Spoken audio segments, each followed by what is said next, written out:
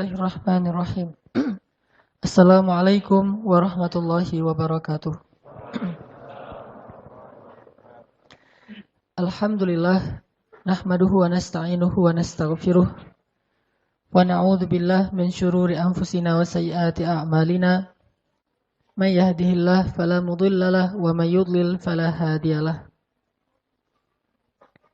Asyhadu an la ilaha illallah wahdahu la syarika lah. Wa asyhadu anna Muhammadan abduhu wa rasuluhu la nabiyya ba'dah. Allahumma salli wa sallim wa barik ala sayyidina wa habibina wa maulana Muhammadin wa ala alihi wa ashabihi ajma'in. Rabbi syrah li sadri wa yassir li amri wa hlul 'uqdatam min lisani yafqahuna qawli. Teman-teman sekalian,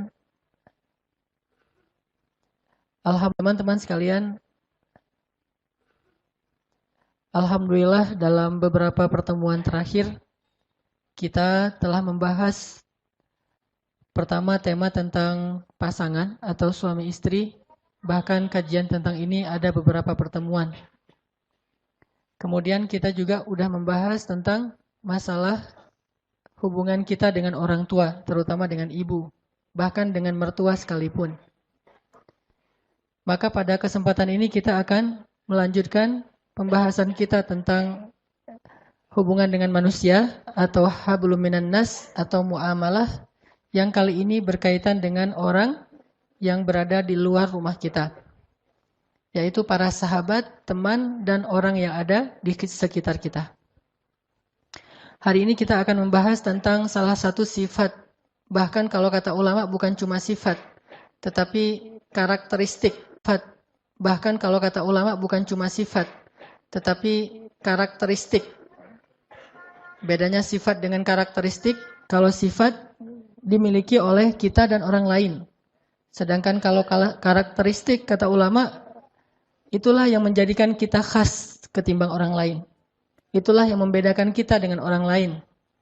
Sehingga para ulama mengatakan, salah satu karakteristik seorang muslim, seorang mukmin yang paling luar biasa itu adalah dia seorang yang sangat setia kawan. Istilah setia kawan ini saya coba ijtihad, saya coba terjemahkan dari istilah yang sebenarnya dalam bahasa Arab itu disebut dengan istilah al-ithar. Kalau dalam bahasa Arab disebut dengan istilah al-ithar. Dalam bahasa Arab itu ada dua, ada ithar, ada atharah. Nah, kita akan membahas tentang salah satu karakteristik seorang muslim atau seorang yang mengaku mukmin adalah ithar. Dan seperti apa ithar ini? Kalau kita bahas bahwa setia kawan, bukan hanya muslim yang punya sifat setia kawan. Dan istilah setia kawan ini bukan hanya dimiliki oleh orang-orang yang mengaku beriman. Bahkan orang yang tidak beriman kepada Allah pun kadang lebih setia kawan dari orang yang mengaku beriman. Lalu bagaimana kita akan menunjukkan kalimat dari hadis Nabi, innama bu'itstu, sesungguhnya aku diutus hanya liutammima makarimal akhlak, untuk menyempurnakan, untuk mengutuhkan akhlak-akhlak yang mulia. Sehingga dulu saya pernah menyampaikan bahwa yang memiliki akhlak mulia itu bukan cuma muslim, non-muslim juga mereka punya akhlak yang mulia. Mereka juga belajar tentang kemuliaan akhlak. Tetapi Islam, kata Nabi, liutammim akhlak. Tetapi Islam, kata Nabi, liutammim. Dia mutammimal akhlak. Mutammima makarimal akhlak. Dia menyempurnakan semua akhlak-akhlak yang indah. Semua akhlak-akhlak yang baik yang dimiliki oleh sekian banyak manusia. Kaum muslimin menyempurnakan. Artinya, kalau kita membicarakan tentang sifat jujur, maka semua orang belajar tentang jujur. Tetapi yang paling sempurna kejujurannya itu harusnya seorang muslim. Kita bicara tentang sifat sabar. Banyak orang yang memiliki sifat sabar. Tetapi harusnya muslim itulah yang paling sempurna kesabarannya. Kita bicara tentang sifat setia kawan. Banyak orang yang punya sifat setia kawan. Bahkan orang yang dalam bahasa poster itu mungkin masa bejat dulu. Dalam keadaan masih bejat, kita jauh dari masjid, kita nggak pernah sholat, kita nggak taat sama orang tua, tapi kita punya sifat setia kawan kepada teman-teman kita itu luar biasa. Teman-teman kita itu luar biasa. Harusnya orang yang sudah datang ke masjid, yang sudah mengaku berhijrah, yang sedang belajar Al-Quran dan Sunnah, dia punya sifat setia kawan yang lebih sempurna daripada mereka yang menurut sebagian orang disebut orang yang belum berhijrah. Jadi kalau kita mengaku sudah berhijrah, kalau kita mengaku sedang memperbaiki diri dan sudah sering ikut taklim, tetapi kita tidak lebih setia kawan daripada mereka yang jarang ikut taklim atau yang belum pernah datang ke masjid, berarti kita belum memiliki karakteristik seorang muslim sehingga tidak sah disebut sebagai muslim sejati. Apa bedanya kita dengan mereka? Bahkan mungkin mereka lebih baik daripada kita. Ada satu orang namanya si A misalnya. Dia punya 2 orang teman. Teman yang pertama si B, ini orang yang sudah hijrah, rajin ke masjid, sholat berjamaah, ikut taklim. Ini si B. Temannya yang satu lagi si A. A ini membutuhkan pertolongan, atau dia sakit, atau dia butuh apapun, dalam keadaan sedang diuji dengan satu musibah, maka lihatlah siapa yang pertama datang untuk menolong si A. Kalau yang pertama datang adalah si B, harusnya demikian, karena dia yang sudah berhijrah, dia yang sudah belajar. Tetapi alangkah memalukannya, alangkah sedihnya, jika yang pertama datang kepada si A ini adalah orang yang gak pernah berhijrah, gak pernah ke masjid, ke taklim, yaitu si C. Sekarang kira-kira, kita punya teman nih, yang sering punya masalah, yang sering kadang-kadang diuji dengan musibah. Dia punya teman, salah satunya kita yang sudah rajin ke masjid, yang sudah sholat berjamaah di masjid. Dan dia juga punya teman-teman yang lain yang gak pernah ke masjid, yang seringnya ke tempat-tempat maksiat. Coba tanya pada diri kita masing-masing, kalau teman kita ini butuh sesuatu, apakah kita lebih dulu datang kepada dia, atau teman kita yang kita sebut ahli maksiat lebih dulu datang dia, atau teman kita yang kita sebut ahli maksiat lebih dulu datang pada dia? Ini adalah muhasabah yang paling jujur untuk menunjukkan siapa yang paling baik di antara kita dengan orang lain. Yang kita sebut sebagai ahli maksiat dengan ahli ta'lim dan ilmu. Harusnya seorang muslim menunjukkan yang paling awal dalam kebaikan. Bukankah Allah mengatakan wasari'u ila maghfiratin min rabbikum wa jannah fastabiqul khairat was-sabiquna as-sabiqun ulaikal muqarrabun. Mereka yang pertama, mereka yang lebih dulu, mereka yang berlomba-lomba. Di mana semangat perlombaan dalam kebaikan itu seandainya kita mengaku sudah rajin datang ke masjid? Apakah perlombaan kita hanya langkah-langkah menuju rumah Allah? Bukankah kebaikan bukan hanya ada di dalam masjid, tetapi juga kebaikan tersebar di seluruh bumi yang Allah miliki ini? Sehingga harusnya kita merasa harus muhasabah dan merasa malu kepada Allah dan kepada manusia. Bahwa kita seringkali bukan yang pertama datang untuk menolong saudara kita. Yang misalnya ada musibah di salah satu kota, di kota-kota ada di Indonesia, yang pertama yang datang langsung turun tangan. Di antara orang-orang yang mau membantu mereka itu perusahaan-perusahaan yang latar belakangnya bukan perusahaan yang orang muslim. Kemudian yang datang negara yang latar belakangnya itu bukan penguasa muslim. Kemudian secara individu yang datang untuk menyumbangkan berbagai macam bantuannya itu bukan muslim. Charity yang pertama sekali datang untuk menolong kita justru bukan orang yang paling taat dalam agamanya, tetapi mereka orang yang jauh dari masjid, jauh dari taklim. Ini menunjukkan bahwa kita belum benar-benar mengikuti sunnah Nabi SAW. Padahal harusnya kalau kita mengaku ahlus sunnah wal jamaah, kita menjadi orang yang pertama liutammima makarimal akhlak. Menjadi yang pertama dalam menunjukkan akhlak-akhlak yang sempurna ini. Baru namanya mutammimul makarimil akhlak. Sebut saja misalnya kisah yang paling populer tentang Rasulullah tuh orang laki-laki sama dalam menunjukkan akhlak-akhlak yang sempurna ini. Baru namanya mutammimul makarimil akhlak. Sebut saja misalnya kisah yang paling populer tentang Rasulullah tuh ketika ada seorang laki-laki kafir sakit. Laki-laki itu sering menyakiti Rasul kan? Meletakkan duri di depan rumah Rasul, membuang kotoran di depan rumah Rasul, menghina Rasul, memfitnah Rasul, mencela Rasul, memarah-marahi Rasul. Dan Rasul sering disakiti fisik dan perasaan beliau oleh orang itu. Tapi suatu hari dia tidak muncul dan tidak ada yang mengganggu Rasulullah di jalan sehingga Rasulullah bertanya, "Di mana si fulan?" Rasulullah tidak mengatakan di mana si pengganggu itu, tidak, tetapi di mana si fulan. Karena Rasulullah merasa heran, biasanya dia ada lebih duluan datang untuk menghadang Rasulullah SAW, mencegat Rasulullah di jalan. Tapi hari ini dia tidak muncul. Di mana si fulan? Kata orang-orang si fulan Rasulullah mengatakan sedang sakit ya Rasulullah. Di mana rumahnya? Ditanya rumahnya, lalu Rasulullah langsung balik arah. Bukannya datang ke Ka'bah untuk berdakwah, bukannya datang ke rumah sahabat untuk ta'lim, tetapi langsung balik arah menuju rumah orang yang paling jahat kepada beliau, yang sedang sakit. Sehingga ketika Rasulullah datang mengetuk pintu, kemudian dia bertanya, "Man?" Rasulullah mengatakan, "Muhammad." Dia langsung makin gemetar takut. Karena ini orang yang selama ini dia sakiti, sekarang datang untuk mungkin mau menuntut balas atau apapun. Lalu dibukakan pintu itu oleh keluarganya, Rasulullah datang dengan tersenyum, kemudian Rasulullah duduk di sebelahnya, kemudian bertanya bagaimana, apa penyakitnya, apa yang saya bisa bantu, dan seterusnya, dengan akhlak yang paling indah yang beliau tunjukkan, sehingga membuat orang tadi yang paling benci kepada Rasul, tiba-tiba menjadi sejuk hatinya, menitikkan air matanya, kemudian dia mengatakan, "Ya Muhammad, engkau adalah orang yang paling saya benci dalam hidup saya ini. Yang paling sering saya sakiti, yang paling sering saya musuhi, yang paling istimewa kepada saya." Akhirnya orang ini kemudian belajar Islam dan masuk Islam. Ini artinya bahwa Rasulullah SAW sudah menunjukkan akhlak yang paling istimewa kepada kita. Tetapi kita masih sibuk dengan riwayat, apakah itu hadis sahih?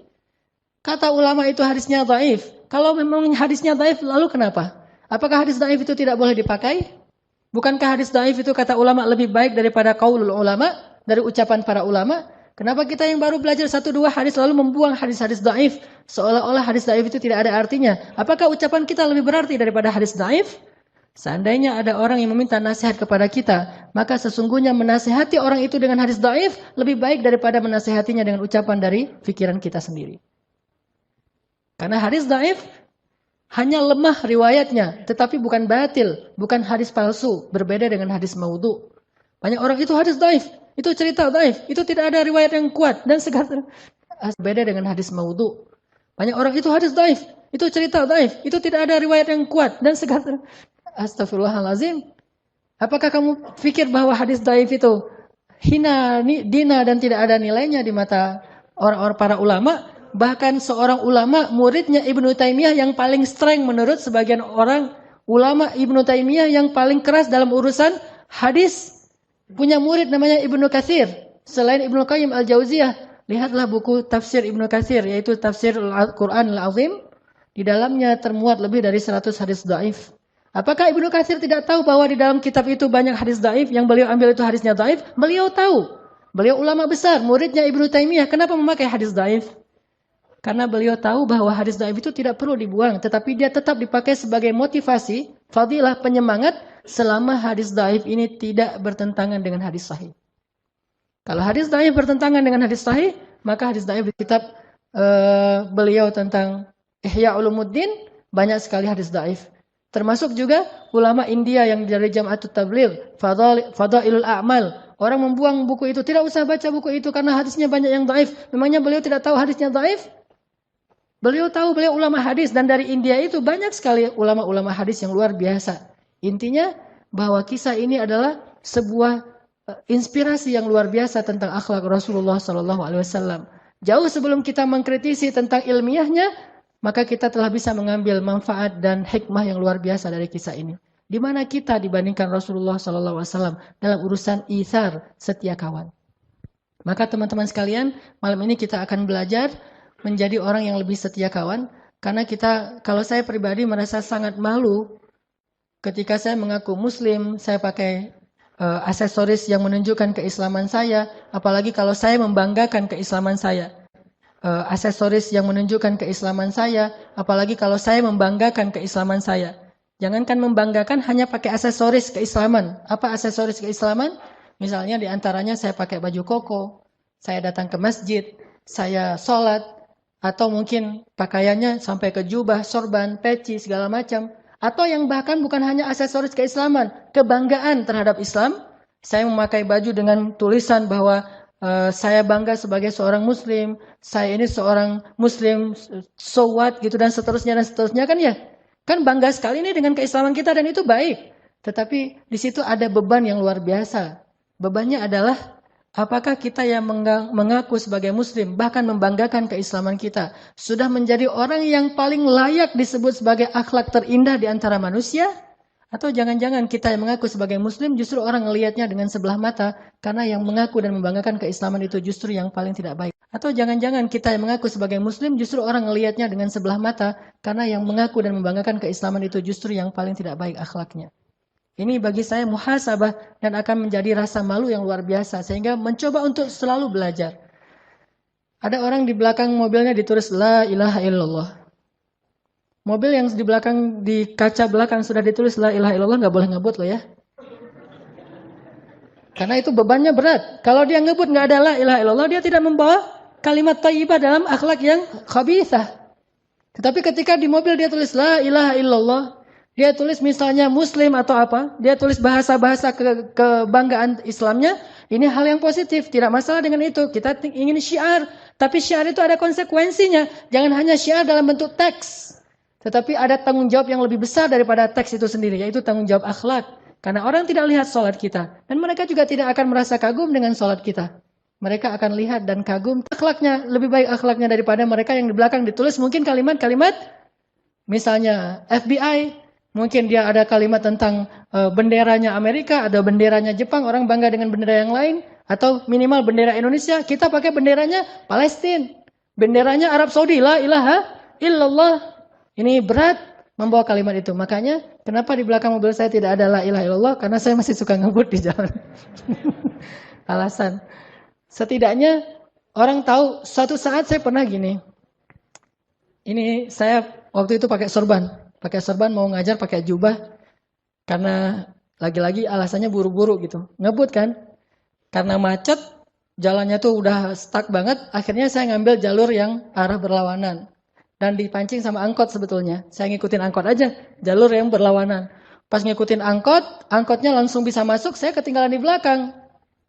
Dan kemudian di depan udah ada mobil, angkotnya langsung bisa masuk, saya ketinggalan di belakang.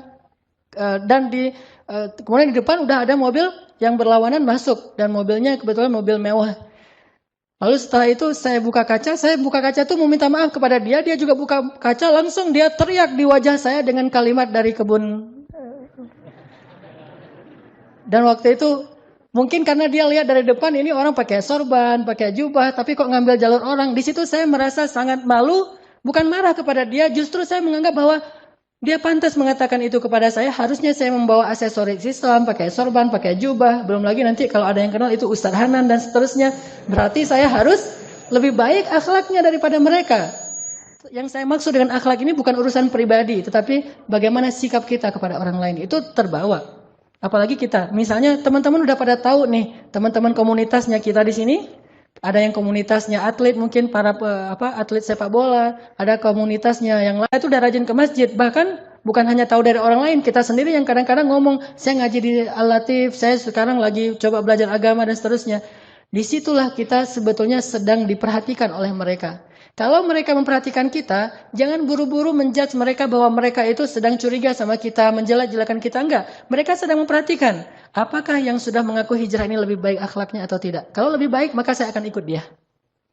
Kalau yang sudah hijrah ini, yang sudah belajar agama ini lebih mengalah, lebih sabar, lebih mudah memaafkan, lebih lebar senyumnya daripada yang lain, maka saya akan ikut dia. Tetapi kalau yang sudah mengaku berhijrah ini kemudian yang dulunya suka tersenyum sekarang mulai manyun, saya tidak akan ikut dia. Kalau yang dulunya dia orangnya asik sekarang mulai jaim, saya tidak akan ikut dia. Kalau dulunya orangnya sangat toleran sekarang orangnya sangat strike gitu, saya tidak akan ikut dia. Ternyata akhlak kita itulah yang akan menarik mereka untuk ikut sama-sama menikmati hidangan Allah di dalam masjid. Fenomenal, tentukan ikut dia. Ternyata akhlak kita itulah yang akan menarik mereka untuk ikut sama-sama menikmati hidangan Allah di dalam masjid. Intinya adalah salah satu yang paling mereka perhatikan itu dan akan membuat mereka takjub itu adalah sifat ithar. Yang tadi saya coba terjemahkan dengan setia kawan. Mari kita coba baca ayat Al-Quran yang sangat fenomenal tentang masalah ithar yang ada di dalam surat Al-Hasyr. Coba kita buka surat 59, surat Al-Hasyr ayat 9. Surat 59 ayat 9.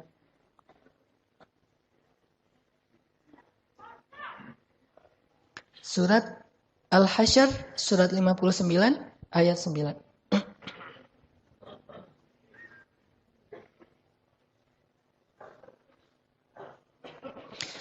أعوذ بالله من الشيطان الرجيم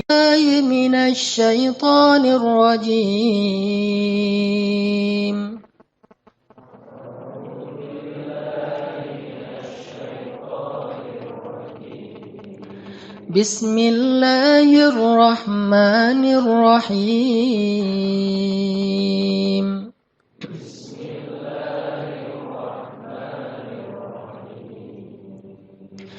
والذين تبوأوا الدار والإيمان من قبلهم يحبون من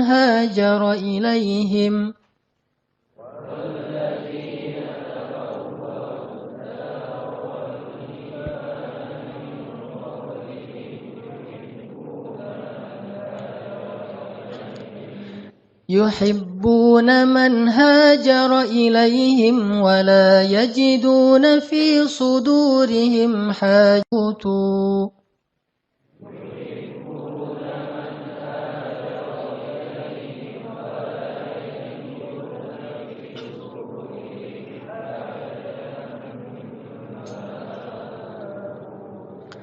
ويؤثرون على أنفسهم ولو كان بهم خصاصة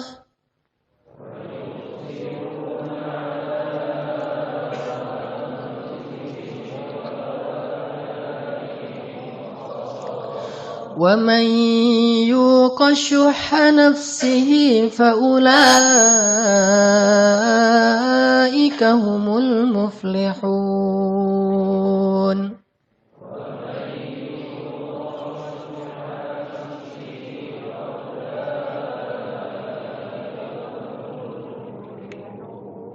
tangan kaum muhajirin. Mereka adalah orang-orang Ansor yang sangat mencintai orang-orang muhajirin yang berhijrah kepada mereka. Dan mereka itu tiada menaruh satu keinginan pun dalam hati mereka terhadap apa yang diberikan kepada kaum muhajirin. Dan mereka selalu ithar atau mengutamakan orang-orang muhajirin atas diri mereka sendiri, sekalipun mereka dalam keadaan kesusahan. Dan siapa yang dipelihara dari kekikiran dirinya, mereka itulah orang-orang yang beruntung. Teman-teman sekalian, di dalam ayat 9 ini Allah Subhanahu wa taala menyebutkan satu kata ithar dalam bentuk verb atau kata kerja, yaitu kalimat wa yu'thirun. Wa yu'thiruna ala anfusihim walau kana bihim khasasah. Dan yang diambil sebagai sampel atau contoh tentang ithar di dalam Al-Qur'an itu adalah satu kaum, bukan satu individu. Ini menunjukkan bahwa sifat ithar ini dimiliki oleh orang banyak. Sebagai sampel atau contoh tentang ithar di dalam Al-Quran itu adalah satu kaum, bukan satu individu. Ini menunjukkan bahwa sifat ithar ini dimiliki oleh orang banyak yang luar biasa, yang mereka disebut oleh Allah dengan istilah kaum Ansor, yang terdiri dari suku Aus dan suku Khazraj. Orang-orang Ansor, orang-orang Madinah. Ternyata orang-orang Madinah ini adalah orang-orang yang ahlul ithar, orang yang sangat luar biasa dalam berithar, dalam setia kawan itu luar biasa orang Ansor. Sangat terlihat nanti kisah-kisah itharnya orang Ansor itu, gimana mereka bisa setia kawan, gimana mereka bisa lebih mengutamakan orang muhajirin daripada diri mereka, sampai ke tingkat yang kita tidak bisa mengerti, sampai ke tingkat yang tidak bisa dipercaya oleh akal kita. Begitu luar biasanya sifat setia kawannya kaum Ansor.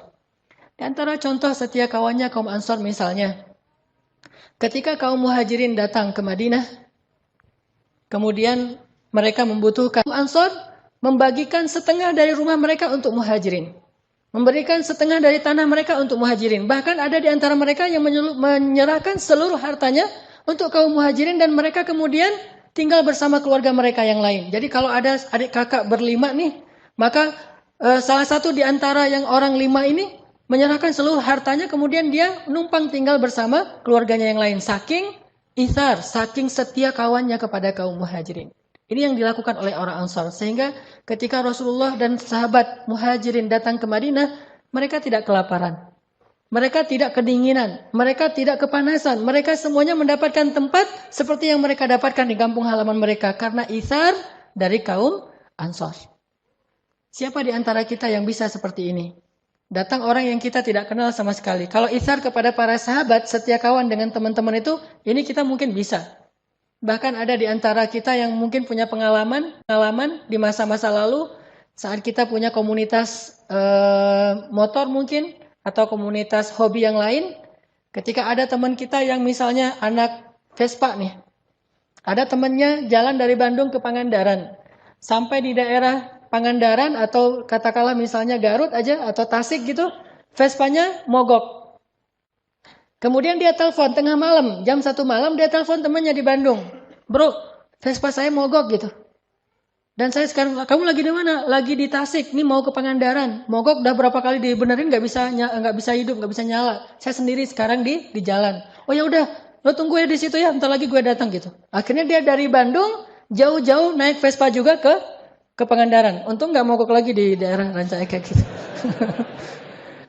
Jauh-jauh datang ke Pangandaran, ditelepon oleh temannya dalam waktu hitungan menit, dia langsung siap-siap, langsung berangkat ke Pangandaran. Dia nggak pernah berpikir langsung berangkat ke Pangandaran. Dia nggak pernah berpikir, yang efektif mah bukan saya yang datang, saya cari bantuan aja, saya telepon 911 atau apalah istilahnya. Jangan saya yang datang, kan cari efektivitasnya. Bagi mereka bukan efektivitas, tetapi bagaimana menunjukkan setia kawannya. Mungkin kalau mau efektif dia akan telepon saudaranya yang ada di Tasik, tolong bantu teman saya. Itu aja udah setia kawan. Tetapi dia tidak ingin kebaikan ini diambil oleh orang lain. Dia yang harus mengambil kebaikan ini. Sehingga dia datang jauh-jauh dari Bandung ke Tasik, ke Garut, bahkan sampai ke Pangandaran menyusul temannya yang sedang menunggu di sana dalam keadaan sedang membutuhkan pertolongan. Ini dilakukan oleh orang-orang yang tidak mengenal agama. Harusnya kita yang sudah belajar agama harus punya setia kawan yang jauh lebih dahsyat dari ini. Dan ini bukan hal yang sepele. Karena tugas seorang muslim itu adalah menunjukkan identitas Islam yang telah Allah gariskan dalam syariatnya. Dan ini berat, makanya menjadi seorang muslim itu luar biasa beratnya. Menjadi seorang muslim itu benar-benar harus menjadi yang bisa berkorban sejauh itu. Harusnya anak-anak masjid bisa berkorban jauh lebih baik daripada itu. Kalau anak Vespa di Pangandaran ditelepon, malam itu juga datang. Anak masjid ditelepon di Surabaya, malam itu juga datang. Saya lagi di Surabaya, ya udah aku datang sekarang. Gimana cara datangnya? Mikir dulu. Harusnya bisa lebih dari itu. Memang saya juga belum pernah seperti itu. Saya merasa sangat takjub dengan anak-anak Vespa, anak-anak BMX, anak-anak komunitas yang lain yang punya sifat setia kawan yang luar biasa. Dan kita berharap dalam Islam itu, dalam masjid itu, dalam dakwah itu punya yang lebih dahsyat daripada komunitas-komunitas lain. Karena kita mengaku sebagai kuntum khaira ummatin ukhrijat linnas. Kalian kelompok terbaik di antara manusia. Terus tunjukkan mana yang terbaik. Apakah terbaik itu hanya label? Apakah terbaik itu hanya slogan? Apakah terbaik itu hanya sekedar bentuk orasi dan khutbah? Atau kenyataan? Ukhrijat linnas. Kalian kelompok terbaik di antara manusia. Terus tunjukkan mana yang terbaik. Apakah terbaik itu hanya label? Apakah terbaik itu hanya slogan? Apakah terbaik itu hanya sekedar bentuk orasi dan khutbah? Atau kenyataan real? Maka kalau khutbah kita pasti lebih bagus daripada yang lain. Kalau label kita punya banyak label-label yang keren. Tetapi realnya kita harus banyak muhasabah. Saya bukan katakan tidak ada, tetapi kita harus banyak muhasabah. Jangan-jangan kita belum menunjukkan apapun. Apa yang kita tunjukkan dalam bentuk label tetapi tidak ada dalam realitasnya. Orang Ansor. Pernah ada kasus begini. Sejak kaum muhajirin datang ke Ansor, orang Ansor itu berbagi. Berbagi setengah dari harta mereka, sepertiga dari harta mereka, 2/3 dari harta mereka. Bahkan ada yang seluruh dari harta mereka diberikan. Maaf, sampai ada di antara mereka yang mengatakan, maaf saya punya anak, silakan kalau kamu mau menikahi anak saya, kamu butuh keluarga, kamu jadi menantu saya. Kamu nggak perlu mahar. Suamiku kalau memang kamu ridho maka ceraikan saya sehingga saya bisa menjadi istrinya si fulan itu muhajirin membutuhkan istri, sampai kayak gitu. Dan ini adalah inisiatif perempuan Ansor. Saking luar biasanya pengorbanan kaum Ansor ini, lebih dari apapun. Kalau bahasa sekarang mah ada 2 orang yang jatuh cinta ke satu cewek. Nah, yang satu udah ke masjid, yang satu belum ke masjid. Maka yang udah ke masjid ini harus ngalah nih. Kenapa Isar? Terus perempuannya di mana? Nah, perempuan misalnya dia agak galau nih memilih yang udah ke masjid, keren sih, hafal Quran, udah mulai menghafal Quran, udah tahsinnya udah bagus, udah di mana-mana ngaji gitu kan ya. Terus yang belum ke masjid, keren juga, cuma dia belum dekat dengan Al-Quran, belum ikut taklim, belum sholat di masjid dan seterusnya. Galau memilihnya nih. Akhirnya supaya si perempuannya nggak galau, maka tunjukkanlah sifat ithar. Datanglah ke teman kita, bro. Yang nggak galau, maka tunjukkanlah sifat ithar. Datanglah ke teman kita, bro. Boleh bicara heart to heart nggak? Ada apa, bro? Gitu. Itu tentang si cewek itu tuh namanya misalnya apa namanya yang keren? Namanya Wulan gitu. Si Dewi lah, Dewi. Tentang si Dewi misalnya. Lo suka sama dia gitu. Lo nggak usah ngomong gitu dah, baper banget sih jadi orang gitu-gitu deh gitu. Nggak enak kalau udah terlalu main emosional. Kita jujur aja kalau misalnya lo suka sama dia, gue juga suka. Terus gitu. Maksud gue kalau misalnya lo suka sama dia, ya udah kamu aja yang maju. Saya mah apa tuh gitu. kamu aja yang maju gitu. Kok kamu bisa gitu? Kamu nggak serius ya sama dia? Serius banget. Terus kenapa bukan cuma orang yang pacar doang yang dikasih, sampai istri pun, dan istrinya juga rela banget atas nama bukan cinta lagi bagi mereka yang terpenting adalah ithar. Sampai kayak gitu, coba bayangkan. Walaupun ini kasusnya cuma ada satu ya, jangan bilang semua orang Ansor kayak gitu, enggak juga. Cuma ada satu kasusnya, dan itu agak-agak unik menurut saya dan nggak harus jadi teladan juga sih. Saya nggak rela kalau saya. Kalau saya mah nggak rela. Kalau istri saya ngomong kayak gitu, bunuh diri gitu. Dia bilang, manggilnya misalnya kalau saya manggilnya gak usah disebut lah, pokoknya gitu manggilnya gitu. Manggil gitu. Kamu cinta sama aku? Cinta banget dong gitu kan. Gimana? Aku gak bisa hidup tanpa kamu, pokoknya lebay-lebay gitu. Terus dia bilang, tapi kalau ada ayat tuh, lan tanalul birra hatta tunfiqu mimma tuhibbun, menunjukkan bahwa kamu tidak akan sampai mendapatkan kebaikan terbaik sampai kamu menginfakkan yang paling kamu cintai. Hah? Menginfakkan yang paling dicintai. Maksud kamu apa? Ceraikan aku biar aku menikah dengan dia. Wah! Langsung rame itu kan ya, selingkuh lah, segala macam lah tuduhan-tuduhannya. Tapi orang Ansor ada yang pernah kayak gitu, bayangin. Ini menunjukkan bahwa ithar mereka itu udah luar biasa. Sampai saya bilang, nggak bisa dipercaya dengan logika kita, tapi mereka bisa melakukannya. Terus kalau di Madinah itu lagi musim panen, kan orang muhajirin itu nggak bagus dalam bertani ya. Mereka tuh kan rata-rata bakatnya tuh pedagang. Sedangkan orang Ansor bakatnya berkebun, bertani. Mereka orang-orang yang bagus dalam megang tanaman. Nah, ketika musim panen korma, orang muhajirin nggak pernah kerja. Orang muhajirin nggak pernah bantu-bantu di ladang-ladang korma. Mereka mah berdagang aja, dan berdagangnya juga nggak untung-untung amat karena modalnya kecil. Paling yang untung besar tuh cuma beberapa orang lah, Abdurrahman bin Auf, Utsman bin Affan, dan beberapa orang sahabat. Ketika orang-orang Ansor panen, mereka kumpulkan kurma-kurma yang sangat banyak itu di ladang-ladang mereka berkumpul, kemudian mereka memanggil, "Ya Rasulullah, datanglah ke ladang-ladang kami." Datanglah Rasulullah. "Ya Rasulullah." Kata Rasulullah, "Kenapa kalian belum membagi hasil panen ini?" Kata orang-orang Ansor, "Ya Rasulullah, kami tidak mau membagikan hasil panen ini di antara kami saja, tetapi kami ingin juga berbagi dengan kaum muhajirin. Ajaklah kaum muhajirin bersama kami ya Rasulullah, kami ingin berbagi dengan mereka." Diajak orang muhajirin. Sedangkan orang muhajirin ngapain? Mereka di rumah aja, malu, nggak berani keluar. Takutnya ntar kalau keluar kan nggak enak tuh.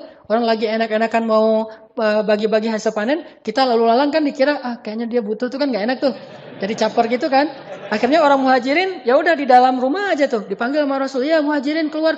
Ada apa ya Rasulullah?" Orang-orang Ansor mengundang kalian ke ladang-ladang mereka. Datanglah muhajirin. Ketika datang orang-orang muhajirin ke ladang-ladang Ansor, orang Ansor mengundang kalian ke ladang-ladang mereka. Datanglah muhajirin. Ketika datang orang-orang muhajirin ke ladang-ladang Ansor, orang Ansor menyambut mereka itu seperti orang yang menyambut seseorang yang sangat menguntungkan mereka. Bukan, datang. Bukan gitu. Kayak kita misalnya lagi makan enak nih, kita lihat makanan enak, teringat dengan teman kita. Aduh, kalau makanan enak kayak gini masa saya makannya sendiri? Kita SMS teman kita telepon, "Mau makan di sini enggak? Saya lagi di sini nih, ayo ke sini aja." Kita ajak teman kita, kan itu hal yang sepele sebetulnya, sederhana. Bahkan kalau perlu saat kita lagi uangnya hampir habis tuh. Kita lihat di ini kita tinggal 2 lembar lagi, warna merahnya. Sementara kita makannya itu rata-rata harganya 30.000 ke atas gitu. Kan enak tuh makanannya 50.000, 40.000, ada burger, ada segala macam. Kita SMS teman kita, "Aku lagi makan ini nih, ayam penyet, kan harganya 30 ribuan. Mau datang ke sini bareng-bareng?" Dia bilang, "Oh boleh. Ini kan dia nggak tahu kalau kita nggak punya uang.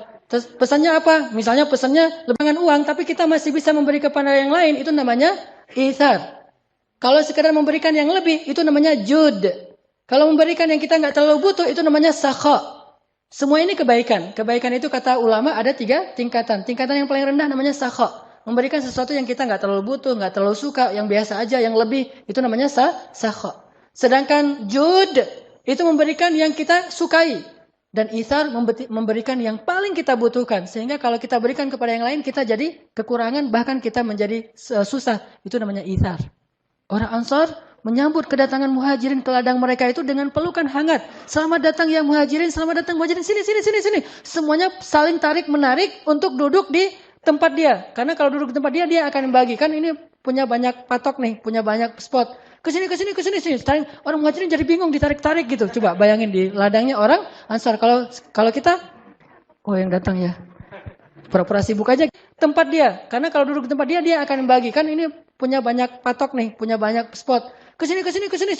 Orang muhajirin jadi bingung ditarik-tarik gitu. Coba bayangin di ladangnya orang Ansar. Kalau kita, oh yang datang ya.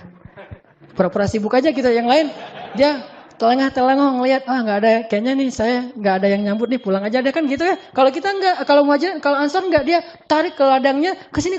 Setelah semuanya udah selesai, Rasulullah mengatakan, sekarang wahai orang Ansar, bagilah hasil panen kalian. Langsung mereka memberikan kurma-kurma yang terbaik untuk orang-orang muhajirin. Sehingga Rasulullah SAW berdoa kepada Allah, ya Allah, berkahilah rezekinya orang-orang Ansar. Ini namanya itsar. Di mana sekarang sifat itsar seperti ini dalam kehidupan kaum muslimin? Insya Allah kita lanjutkan nanti kisah-kisah yang lain setelah sholat Isya. Jadi kepikiran tadi habis ngomongin apa? Jadi nggak khusyuk sholatnya. Ngomongin kalau misalnya kayak Ansar insya Allah gitu. Atau sakit kita siap menderita. Tapi kalau perasaan kan, aduh, itu benar-benar itsar. Kayaknya salah satu contoh itsar paling mengharukan tuh itu tuh kayaknya. Dan hanya ada di sinetron selain dalam sejarah Islam gitu. Atau mungkin ada yang pernah ngalamin? Berarti nggak bisa dikisahin juga, nggak pernah ngalamin, nggak tahu gimana sakitnya tuh kayak gimana tuh nggak tahu. Luar biasa tuh ya. Jadi sahabat kita sendiri, kita tahu diam-diam ternyata dia tertarik. Sementara si cewek ini mungkin belum memutuskan. Terus kita tahu, oh dia kayaknya suka juga. Akhirnya kita mundur gitu, nggak mau maju. Padahal kita udah terlanjur menyimpan dalam hati kita, udah dalam banget, udah terukir gitu namanya. Udah gitu kita mundur. Terus kita nanti menyaksikan bahwa dia buat kartu undangan, kita dikirimin gitu. Ini dramatisir banget, udah dalam banget, udah terukir gitu namanya. Udah gitu kita mundur. Terus kita nanti menyaksikan bahwa dia buat kartu undangan, kita dikirimin gitu. Ini dramatisir banget nih. Ya mirip-mirip dengan ketika cinta bertasbih gitu kan. Yang lagu Aceh gitu yang pas lagi di pelaminan. Assalamualaikum warahmatullah. Itu kan kayak baper gitu kan sambil nangis gitu. Cuma saya mah nggak akan nangis juga sih. Alhamdulillah belum pernah ngalamin. Pernah nggak ya? Ya kalau misalnya yang pernah ngalamin, itu itsar banget tuh. Kalau bisa itsar sejauh itu, insya Allah tuh orang baik insya Allah. Berarti dia kalau udah hijrah, udah belajar Islam, mudah-mudahan bisa jadi salah satu sampel atau ikonnya akhlak gitu ya. Harusnya Muslim tuh kayak gitu. Atau dalam kehidupan misalnya itsar hal yang sepele. Kita lagi mau naik bus misalnya. Kita udah beli seat atau kursinya tuh yang dekat jendela. Pas kita datang terus tiba-tiba ada orang duluan, biasalah lebih senang di dekat jendela. Kita datang kita lihat nomor kursinya benar, itu punya kita yang di sebelah situ, dia di sebelah sini. Tapi kita bilang, Mas nomornya berapa gitu? Nomor saya ini sekian. Yang sebelah sini ya? Oh iya yang sebelah sini. Udah tapi nggak apa-apa, udah duduk aja di situ. Nah itu kan itsar hal sepele. Walaupun akhirnya nanti kita nggak bisa tidur mungkin karena terbiasa dekat jendela. Atau kalau yang lebih ini lagi, pas saya di pesawat tuh bawa jamaah umroh, karena pembimbing kan harus itsar. Itu nasib pembimbing tuh, harus itsar. Pas bawa jamaah umroh di pesawat itu seatnya itu diacak. Jadi ada yang sekeluarga tapi satu di depan, satu di belakang, dan seterusnya. Duduknya paling belakang dulu. Tunggu sampai jamaah senyaman mungkin memilih kursi yang mereka dekat dengan pasangannya, dengan keluarganya. Kadang-kadang kursi saya, Ustadz duduknya di mana? Di sini. Boleh nggak Ustadz ditukar? Oh boleh banget, boleh banget, boleh banget. Terus saja ganti lagi, pindah ke depan. Ustadz, ini anak saya di sebelah sana, boleh nggak di sini? Oh ya boleh Bu. Saya pindah lagi sampai 5 kali pindah. Akhirnya saya ke paling belakang. Nah ini hal-hal yang sepele kayak gitu bisa jadi salah satu contoh-contoh itsar dalam kehidupan kita. Atau termasuk dalam masjid kayak gini, misalnya kita udah selesai sholat, kita nggak sholat sunnah dulu karena pengen yang lainnya biar bisa sholat. Itu terjadi loh di Mekah, Madinah tuh harusnya kayak gitu itsar. Tapi orang udah beribadah di Mekah, Madinah malah nggak bisa itsar. Misalnya di Raudhah gitu. Di Raudhah itu kan tempat yang mustajabah doa tuh di Masjid Nabawi. Orang sholat di situ tuh lama-lamaan, doanya tuh panjang banget. Perasaan di Indonesia nggak gitu-gitu amat, tapi sampai di sana tuh gitu amat. Panjang banget doanya tuh. Udah gitu kalau orang Indonesia kan berpersepsinya doanya tuh. Udah gitu kalau orang Indonesia kan berpersepsinya doa itu harus duduk ya. Nggak bisa sambil jalan apa atau sekedar berdiri aja nggak bisa, harus duduk. Jadi dia duduk bersila udah nyaman banget gitu, naruh barangnya depan belakang kanan kiri, doa ya Allah panjang banget. Di belakang tuh orang-orang bilang ya Ammi ya Allah ya Allah ya Allah ya haji haji haji gitu. Mereka karena nggak ngerti bahasa Arab bagus juga sih jadi cuek gitu. Terus aja berdoa. Nah ini namanya itsar, hal-hal yang sepele kayak gini. Kalau dalam kehidupan kita yang lebih ekstrim lagi mungkin yang tadi ada saya pernah lihat di internet di YouTube tuh ada liputan tentang seorang anak di Australia, Muslim. Jadi dia dapat penghargaan dari pemerintah Australia sebagai salah satu contoh anak yang berkorban untuk kakaknya. Anak ini sekitar 8-9 tahun, kakaknya 12 tahun. Anak yang berkorban untuk kakaknya. Anak ini sekitar 8-9 tahun, kakaknya 12 tahun. Tenggelam di salah satu pantai di laut. Tenggelam, dua-duanya nggak bisa berenang. Tapi pas ngelihat kakaknya lagi tenggelam, nggak bisa berenang. Akhirnya dia nolongin kakaknya. Sambil dia tarik kakaknya dan dia udah kelep juga, dia udah minum banyak air, terus sampai bisa membawa kakaknya ke pantai dan dia sampai lemes dan pingsan. Diambil sama lifeguard, kemudian dibawa ke ambulan dan di perjalanan dia meninggal dunia. Sehingga langsung dikasih banyak penghargaan, orang banyak yang menangis untuk dia. Nah ini itsar, rela mati demi orang lain. Kadang kita ngerasain kayak gitu. Kayak misalnya kita lagi bareng-bareng berenang di UPI misalnya, yang 5 meter tuh kan ya.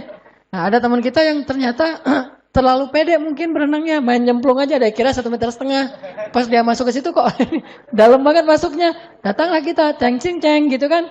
Terus kita keluarganya selamatin orang, diinjak-injak ditekan-tekan sama dia, udah aja kita mungkin minum banyak air sampai kita akhirnya kenyang gitu dan pingsan karena kenyang. Nah ini itsar. Tapi nggak tahu nih ada nggak orang yang mau melakukan sejauh ini. Kalau ada yang bisa melakukan sejauh itu minimal untuk keluarganya, itu berarti menunjukkan bahwa dia udah punya semangat itsar yang luar biasa. Intinya, itsar memberikan sesuatu yang paling kita butuhkan, walaupun sedikit. Sampai Nabi bilang apa tentang itsar? Rubba dirhamin sabaqa alfa dirham. Bisa jadi, 1 dirham itu lebih Allah sukai daripada 1000 dirham, kata Nabi. Kenapa bisa jadi 1 dirham lebih Allah sukai daripada 1000 dirham? Karena 1000 dirham ini diberikan oleh orang kaya. Sedangkan 1 dirham ini diberikan oleh orang yang sangat-sangat membutuhkan 1 dirhamnya. Jadi bisa jadi 1 dirham ini nilainya lebih besar di mata Allah daripada 1000 dirham. Apa bedanya? Bukan angkanya, tapi itsar dan jud. Dirham. Apa bedanya? Bukan angkanya, tapi itsar dan jud. Kalau 1000 dirham itu jud. Memberikan sesuatu yang dia juga sebetulnya punya lebih gitu.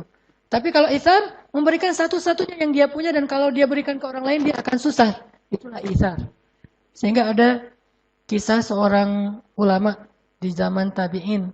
Beliau miskin, fakir malah. Ulama-ulama dulu kan terbiasa hidup dalam keadaan miskin. Sehingga keluarganya juga udah ridho dengan keadaan kayak gitu, sibuk dengan ilmu. Nah, beberapa hari keluarganya nggak makan. Dan beliau juga nggak tahu harus bekerja apa. Sementara beliau mengajarkan ilmu kepada orang lain, nggak pernah dibayar. Ini juga buat saya. Saya dulu pernah ngalamin ya, masa-masa ketika awal-awal saya mengajar itu, bayarannya kecil banget, dan saya tidak mempermasalahkan itu, Sampai akhirnya Allah menguji keikhlasan saya. Sampai akhirnya Allah menguji suatu hari anak saya sakit keras. Anak yang kedua, Maryam, sakit keras, harus dibawa ke rumah sakit, panas tinggi luar biasa, udah 2 hari nggak turun-turun, dibeliin obat nggak turun juga, sehingga akhirnya saya bawalah ke rumah sakit, salah satu rumah sakit di Bandung, rumah sakit swasta waktu itu. Saya bawa ke rumah sakit, mereka langsung minta deposit, depositnya untuk 10 hari, 1 hari 1 juta, berarti 10 juta. Saya nggak punya tabungan sama sekali. Akhirnya udah masuk, anak saya udah diperiksa, katanya ini parah banget, harus segera diopname dan minta depositnya. Saya tarik lagi keluar dari rumah sakit itu. Saya pergi ke rumah sakit negeri. Ke rumah sakit negeri, salah satu rumah sakit negeri di Bandung. Akhirnya juga gitu. Diminta deposit, kemudian mau di-scan gitu, mau di-ransom. Cuma minta uang dulu, dan saya nggak punya. Akhirnya keluar lagi dari rumah sakit, saya bawa pulang ke rumah itu. Dalam keadaan saya waktu itu menangis, karena sedih nggak bisa membawa anak saya berobat, dan nggak punya uang. Di situ mulai diuji tuh. Diuji banget. Muncullah pikiran-pikiran yang nggak tahu nih negatif atau wajar. Saya selama ini ngajar ikhlas-ikhlas, tapi giliran saya butuh nggak ada yang bisa nolong. Kan teruji tuh. Nah disitulah akhirnya mulai diuji antara pilihan. Kalau gitu memilih nggak nih mana yang mahal infaknya, mana yang kecil, atau yang kayak gini dikasih istilahnya mungkin ada angkanya segala macam. Saat itulah ujian paling berat. Dan para sahabat atau cerita ulama tadi pernah seperti yang saya alamin.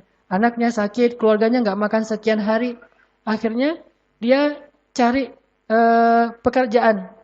Ketika dia udah bekerja di pasar itu mengangkut jadi kuli pasar gitu, dia dapat untuk bisa beli roti cuma satu roti doang tuh, saking murahnya dibayar. Dan itu pun pasarnya pasar yang jauh yang nggak ada yang kenal dengan dia. Soalnya kalau di pasar ini orang kenal nanti disedekahin nggak enak.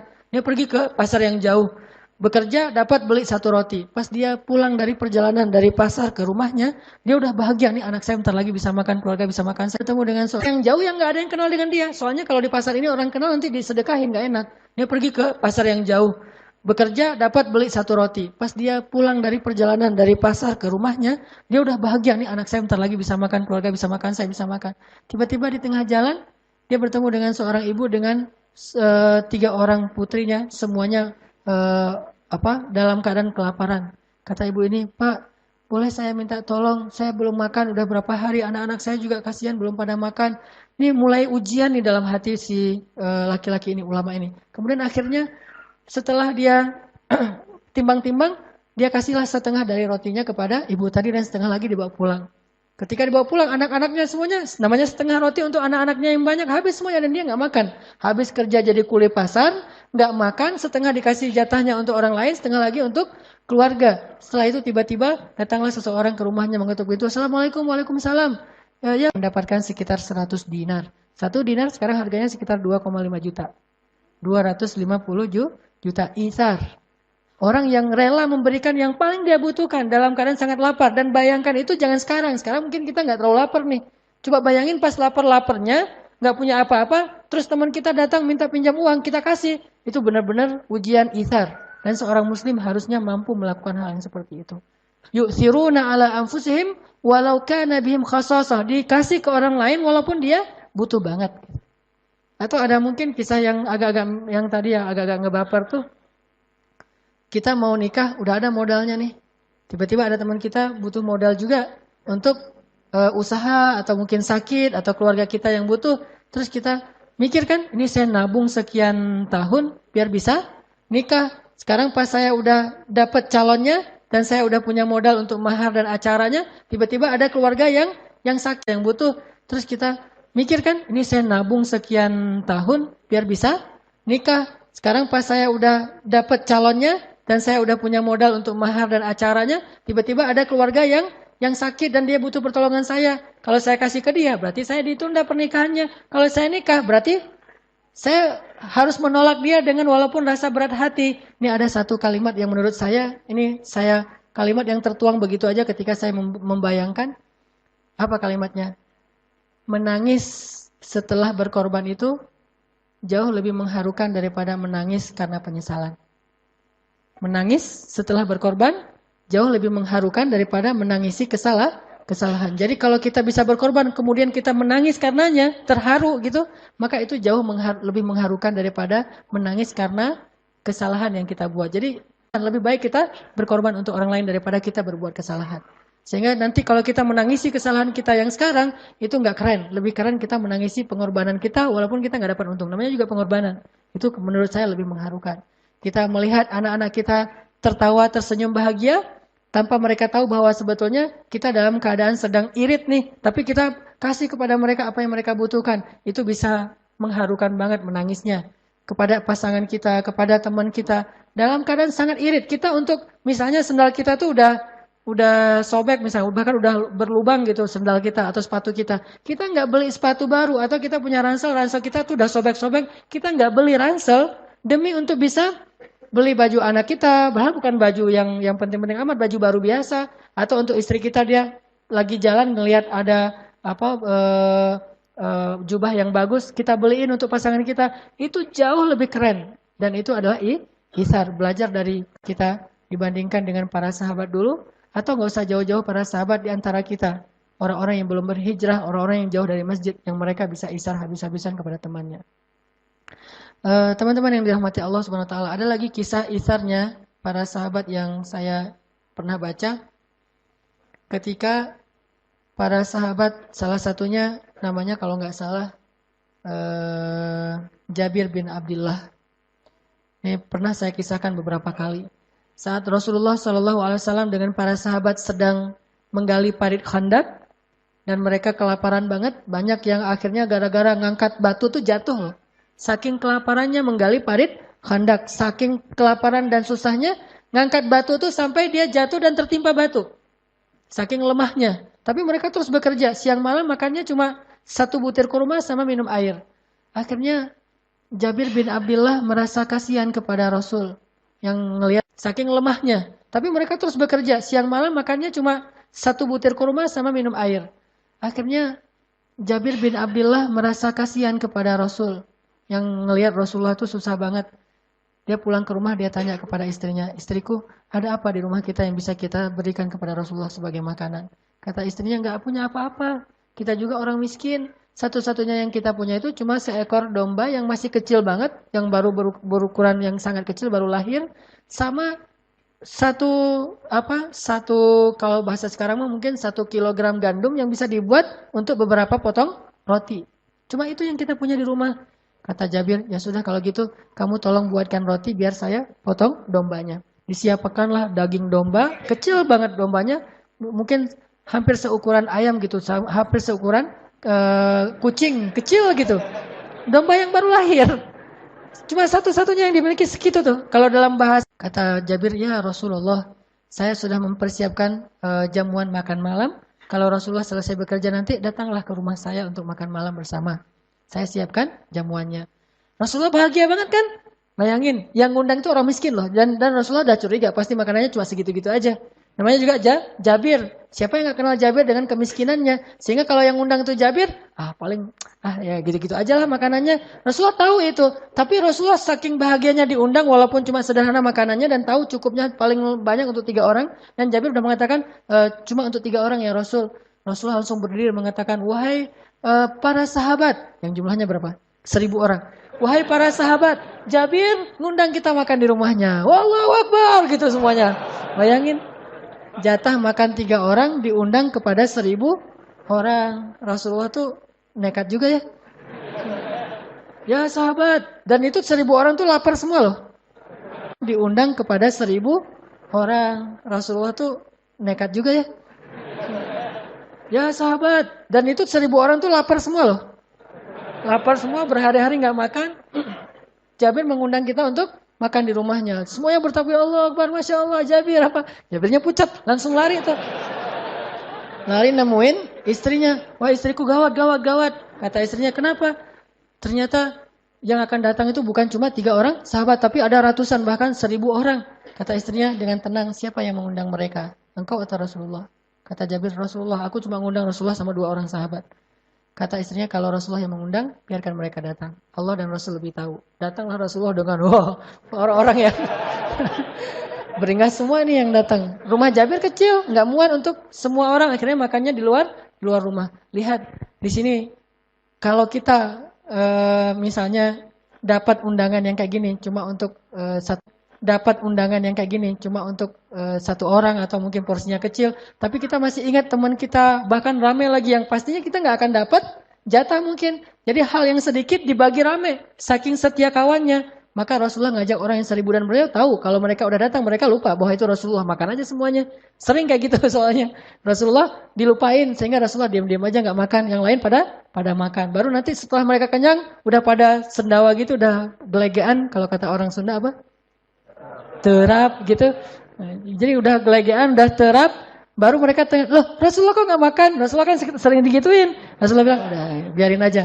Seolah-olah bahwa Rasulullah itu udah kenyang, bahkan ada yang sampai matiin lampu. Nah Rasulullah tahu kondisinya akan kayak gitu resikonya, tapi Rasul tetap mengundang 1000 orang yang lapar-lapar tuh datang ke rumah Jabir. Jabir dengan wajah agak pucat, nih pasti nggak akan cukup nih. Kalau bahasa saya mah, kalau sekarang mungkin enak kalau kayak gitu, tinggal telepon warung Padang kan, apa gitu, udah aja dengan kambing seukuran kucing sama beberapa potong roti. Kata Rasul, tutuplah dengan kain, ditutup. Jadi kayak apa, bejana gitu, kayak talam gitu, ditutup pakai kain. Terus Nabi mengatakan, wahai para sahabat, ambillah sesuka kalian tanpa membuka penutupnya. Jadi ngambilnya dari dalam gitu. Dan Rasulullah nggak mendahulukan dirinya dan Jabir, tetap yang lain dulu. Jabir bagikan kepada mereka. 1000 orang, bayangin berapa jam tuh.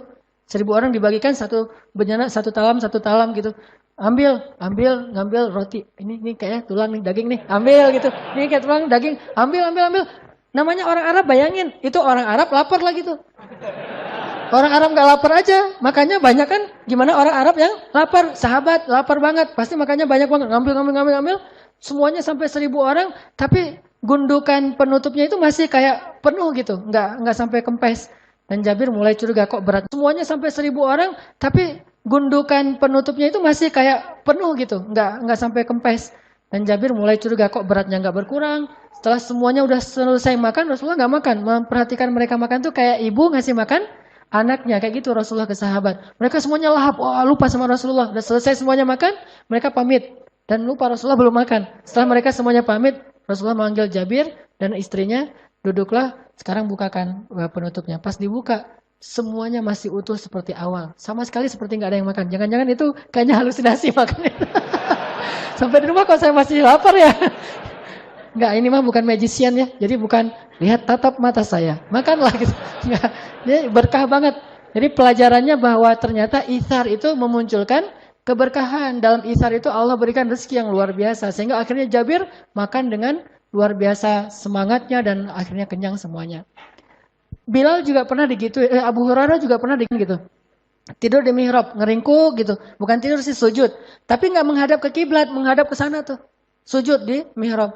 Datang sahabat dicolek-colek pakai kaki, ditendang-tendang gitu. Ya Abahir, ya Abahir. Nggak bangun aja gitu. Dikirain oh Abahir lagi tidur. Terus datang lagi sahabat, datanglah Rasulullah, manggil, ya Abahir, ada apa? Langsung Abu Hurairah ngeliat, lapar ya Rasul. Sampai saking laparnya Abu Hurairah, nggak bisa duduk coba. Apalagi berdiri, duduk aja nggak bisa. Jadi harus nahan laparnya itu dengan menekuk badannya supaya perutnya kelipat. Saking lapar tuh kayak gimana tuh laparnya. Tapi orang yang lapar kayak gini, hafal hadisnya tuh ribuan loh. Kita yang kenyang nggak hafal hadis nih. Agak-agak unik memang. Yang kenyang nggak pernah hafal hadis, yang lapar ribuan gitu nggak ada alasan. Mas saya mah nggak bisa hafal hadis soalnya saya miskin, saya mah lapar terus atau apa. Ini nih Abu Hurairah justru lapar itu malah lebih mudah hafal hadis. Akhirnya kata Abu Hurairah, lapar ya Rasul. Rasulullah bilang, ya udah ayo ke rumah saya. Ini nih Abu Hurairah justru lapar itu malah lebih mudah hafal hadis. Akhirnya kata Abu Hurairah, lapar ya Rasul. Rasulullah bilang, ya udah ayo ke rumah saya. Abu Hurairah semangat kan ke rumah Rasulullah. Yang tadi nggak bisa berdiri, tiba-tiba bisa berdiri. Aneh juga tuh. Kalau saya perhatiin hadisnya, loh kok tiba-tiba bisa berdiri ya? Abu Hurairah langsung segar gitu. Ya Rasulullah, datang ke rumah Rasulullah. Rasulullah ngambil susu onta kan. Susu onta itu salah satu susu favorit Rasul. Nah, dituangkan, susu domba, susu onta, pokoknya susu lah gitu ya. Dituangkan, kemudian kata kata Rasul, ya Abahir, panggillah orang-orang yang dari Bani Sufah, Dar Sufah. Dar Sufah itu lembaga orang-orang miskin di dekat Masjid Nabawi. Orang-orang miskin ngumpul di situ semuanya tuh. Bilal, Abu Hurairah, Ammar, ya yang miskin-miskin lah. Panggil semua mereka. Abu Hurairah ngelihat bahwa susunya cuma segini doang tuh. Ditutup dengan dengan kayak gelas gitu ditutup. Cuma segini tapi mau dikasih ke puluhan orang. Abu Hurairah tadi. Tapi namanya ini perintah Rasulullah. Akhirnya Abu Hurairah pergi mencari teman-temannya. Ayo cepetan lah. Makan, minum. Ini mah bahasa saya aja. Abu Hurairah gak bakalan gitu juga. Ya udah dipanggil temannya. Bayangin kalau kita yang disuruh kayak gitu. Kan tadi saya yang lapor Rasul. Kenapa manggil mereka? Kan harusnya gitu ya normalnya gitu. Atau manggil dengan males-malesnya. Dengan apa. Pasti ntar berkurang. Tapi mereka iman. Dan Rasul sedang mengajarkan itsar kepada Abu Hurairah. Datanglah mereka semuanya. Setelah datang, kemudian akhirnya Rasulullah SAW mengatakan, ya Abahir tuangkan susu ini kepada mereka. Semuanya minum susu, minum. Setelah semuanya selesai, Abu Hurairah duduk aja nungguin mereka. Setelah mereka udah pulang, Abu Hurairah kata Rasul, ya Abahir sekarang kamu minum. Diminum sama Abu Hurairah. Udah ya Rasulullah, minum lagi kata Rasulullah. Minum lagi, udah ya Rasulullah, minum lagi. Udah ya Rasulullah. Sampai Abu Hurairah tuh mau muntah. Saking banyaknya susu gak habis-habis tuh coba. Memang ini mukjizat, tetapi ada pelajaran karena nggak murni hanya mukjizat saja tanpa ada sunnah yang perlu kita ikuti. Ternyata berkah itu ada di dalam itsar. Jadi ketika kita rela untuk itsar, Allah akan berikan kebaikan dari jalan yang lain. Kayak kita mukhayyam kemarin misalnya. Saya sangat takjub kepada teman-teman Ucing Leweng. Ucing Leweng itu bahasa Indonesianya apa? Bukan, serigala. Kan slogannya AU kan ya. Ya, teman-teman Ujung Lawang kan udah pengalaman nih dengan makanan. Ada yang kayak gitu. Ada yang tenda itu benar-benar tendanya Abu Hurairah. Ya itu tenda saya mah Abu Hurairah banget. Karena saya kirain, paling juga ntar ada warung. Karena saya ada warung di bawah, jadi tenda saya Abu Hurairah. Tapi pas lagi lapar ke warung, bukan di tenda. Jadi pas waktu itu saya nggak bawa sleeping bag, nggak bawa apa-apa lah, nggak lengkap gitu. Teman-teman Ucing Lawang itu ngasih Ustadz ini pakai aja sleeping bag udah kita sediain. Padahal bisa jadi nih dia ngasih sleeping bag itu dengan itsar. Dia sendiri nanti tidurnya nggak pakai sleeping bag, tidurnya dekat api unggun atau tidurnya itu kedinginan dan itu luar biasa. Atau yang lebih berat lagi mungkin kalau kemarin tempatnya masih normal lah. Dulu yang mukhayyam pertama tuh yang di yang di Ciwidey gitu. Itu kan hujan deras, becek, genang air, kita dalam rawa-rawa gitu, semua pakaian kita basah kan? Mau memberikan pakaian kering kita ke teman yang lain, basah kan? Mau memberikan pakaian kering kita ke teman yang lain sehingga kita tetap pakai pakaian basah, itu itsar. Mau memberikan sleeping bag ke teman kita yang nggak bawa, sementara kita tidur dalam keadaan kehujanan, itu itsar. Disitulah kita belajar menjadi muslim yang bukan hanya slogan, bukan cuma label, tapi muslim yang kenyataan akhlaknya. Dan kita harus bisa. Malulah kita kepada orang yang di luar masjid yang mereka mungkin bisa lebih itsar daripada kita. Dan insya Allah dalam waktu dekat bulan Desember ini kita akan coba belajar juga walaupun belum ke tingkat itsar, baru jud kebaikan yang dulu saya pernah wacanain akan membangun sebuah pesantren. Dan alhamdulillah videonya udah selesai dibuat, nanti akan dipresentasi membangun sebuah pesantren di pelosok Tasik dan perbatasan Garut, daerah Taraju. Pesantren anak-anak yang menghafal Al-Quran, yang mereka tidurnya di lantai, nggak punya bantal, apalagi kasur dan selimut. Dan saya kebayang aja setiap saya hujan deras tuh, saya selalu teringat mereka kayak gimana nih. Di kita aja pasti bocornya banyak banget tuh. Udah gitu anak-anaknya besok harus bangun subuh-subuh, bahkan sebelum subuh untuk tahajud. Kemudian siangnya mereka harus tahfiz Al-Quran.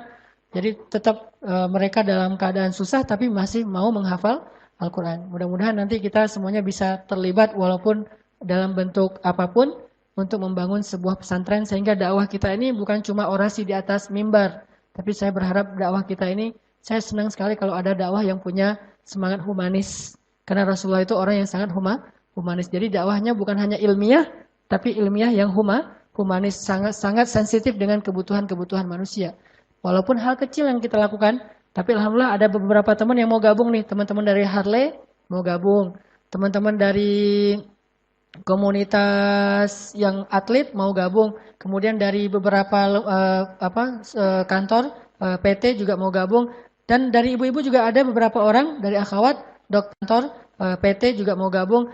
Dan dari ibu-ibu juga ada beberapa orang dari akhwat dokter juga mau bareng berangkat ke sana. Sehingga mudah-mudahan nanti kita bisa dari komunitas BMX mungkin, dari anak bola mungkin, dari anak yang lain, termasuk anak Vespa, bareng-bareng nih kita coba tunjukkan kepada seluruh manusia bahwa dakwah bukan cuma di dalam masjid, tetapi dakwah itu dari dalam masjid kemudian keluar untuk membawa rahmatan lil alamin insyaallah. Ini yang akan kita lakukan dalam bulan Desember ini. Mudah-mudahan kita semuanya bisa terlibat, walaupun bentuknya bebas apapun. Bahkan doa yang paling penting sekali adalah doa, sehingga semuanya bisa berjalan lancar. Barakallahu li wa lakum. Marilah kita tutup dengan sama-sama berdoa. Mudah-mudahan Allah Subhanahu wa taala memberikan kepada kita ilmu yang bermanfaat, bukan sekadar ilmu yang kita ingat. Ditambah lagi di sini ada doa khusus yang dimintakan untuk almarhum Bapak Eri Ahradi bin Endang, Bapak dari siapa nih? Sostrolita. Ya, almarhum Bapak Eri Ahradi bin Endang. Mudah-mudahan Allah Subhanahu wa taala menerima beliau sebagai hambanya, ditempatkan di sisinya yang terbaik, diampunkan dosanya, diangkat derajatnya, dan dilapangkan kuburnya. A'udzu billahi minasy syaithanir rajim. Bismillahirrahmanirrahim. Alhamdulillahi rabbil alamin. Allahumma hdina fiman hadait, wa'afina fiman afait, wa tawallana fiman tawallait, wa barik lana fima a'tan. Lakal hamdu ya rahim, lakal hamdu ya rabbal alamin. Alhamdulillahi ala ni'matil Islam. Alhamdulillahi ala ni'matil iman. Alhamdulillahi ala ni'matit taubah. Alhamdulillahi ala ni'matil Qur'an. Alhamdulillahi ala ni'matil ukhuwah. Alhamdulillahi ala ni'matil hijrah. Alhamdulillahi ala ni'matil ibadah. Allahumma inna nas'aluka halawatal iman. Allahumma inna nas'aluka ridhaka wal jannah, wa na'udzu bika min sakhatika wan nar. Allahumma quwwatal iman. Allahumma inna nas'aluka ridhaka wal jannah, wa na'udzu bika min sakhatika wan nar. Allahumma ighfir lahu warhamhu wa'afihi wa'fu anhu wa akrim nuzulahu wa wassi' madkhalahu waj'al qabrahu rawdatan min riyadil jannah wa la taj'al qabrahu hufratan min hufarin niran. Allahumma ighfir lana wa liwalidayna warhamhuma kama rabbayana sighara. Rabbi ighfir li wa liwalidayya warhamhuma kama rabbayani saghira. Ya arhamar rahimin, ighfir li ummahatina ya ghaffar. Ighfir li ummina hidatina ya ghaffar. Waghfir lil muslimina ya ghaffar. ربنا اغفر لنا ولإخواننا الذين سبقونا بالإيمان ولا تجعل في قلوبنا غلا للذين آمنوا يا الله يا الله يا الله يا رب العالمين. يا الله نسألك رضاك والجنة ونعوذ بك من سخطك والنار. Ya Allah, ampunkanlah dosa kami ya Allah. Ampunkanlah kesalahan-kesalahan yang pernah kami lakukan ya Allah. Ampunkanlah maksiat-maksiat yang senantiasa kami ulang-ulang bahkan sampai hari ini. Ampunkanlah kesalahan-kesalahan yang pernah kami lakukan ya Allah. Ampunkanlah maksiat-maksiat yang senantiasa kami ulang-ulang bahkan sampai hari ini ya Allah. Ampunkanlah kelalaian-kelalaian kami ya Allah. Ampunkanlah kesia-siaan hidup kami ya Allah. Maafkanlah segala kealpaan dan kelupaan yang kami kerjakan dalam kehidupan kami ya Allah, yang membuat kami jauh darimu ya Allah. Ampunkanlah dosa-dosa kami ya Allah, dosa ayah dan ibu kami ya Allah, dosa saudara-saudara kami ya Allah, dosa pasangan kami ya Allah, dan dosa keluarga kami ya Allah. Ya Allah ya Arhamar Rahimin, Engkau yang maha lembut, Engkau yang maha penyayang.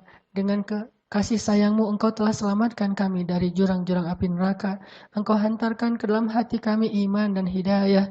Engkau hantarkan dalam hati kami rasa cinta untuk duduk di dalam majelis ilmu agamamu ya Allah.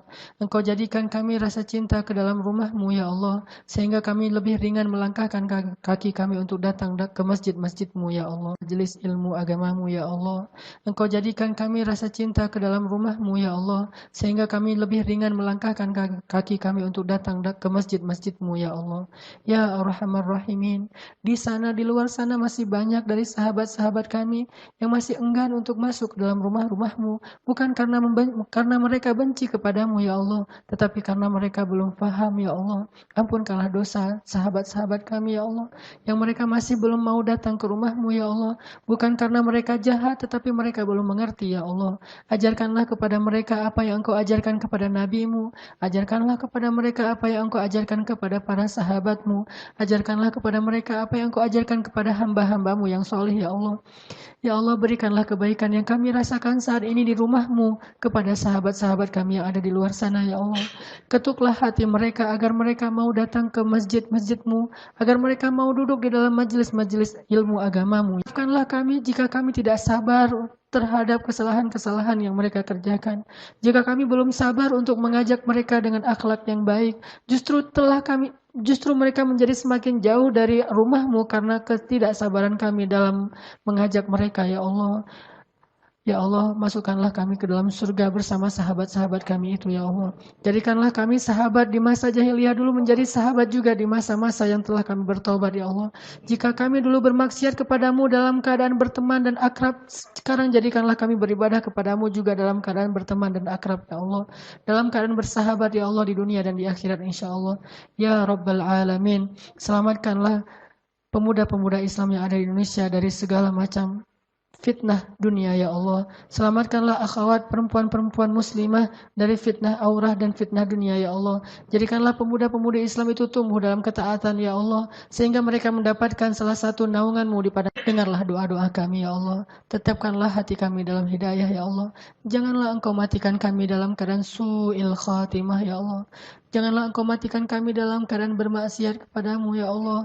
Janganlah Engkau matikan kami ketika hari kami tidak melaksanakan ibadah yang sesuai dengan perintah-Mu ya Allah. Matikanlah kami di hari yang terbaik dalam hidup kami ya Allah. Matikanlah kami dalam keadaan beramal soleh kepadamu ya Allah. Dan hidupkanlah kami nanti di akhirat. Dan pertemukanlah kami bersama Rasul-Mu Sallallahu Alaihi Wasallam. Ya Allah ya Rabbal Alamin, betapa rindu kami kepada Nabi Muhammad Sallallahu Alaihi Wasallam. Betapa kami rindu kepada Nabi Muhammad ya Allah. Kami sering berselawat untuknya. Kami mencoba untuk mengikuti sunnahnya semampu kami ya Allah. Itu semuanya karena kami merindukan beliau ya Allah. Jadikanlah kami termasuk di antara orang-orang yang bertetangga dengan Rasul-Mu di dalam surga nanti ya Allah. Bertetangga dengan Abu Bakar As-Siddiq, bertetangga dengan Umar bin Khattab, bertetangga dengan Utsman dan Ali radhiyallahu anhum ajma'in. Ya Allah ya Arhamar Rahimin, Rabbana atina fid dunya hasanah wa fil akhirati hasanah wa qina adzabannar.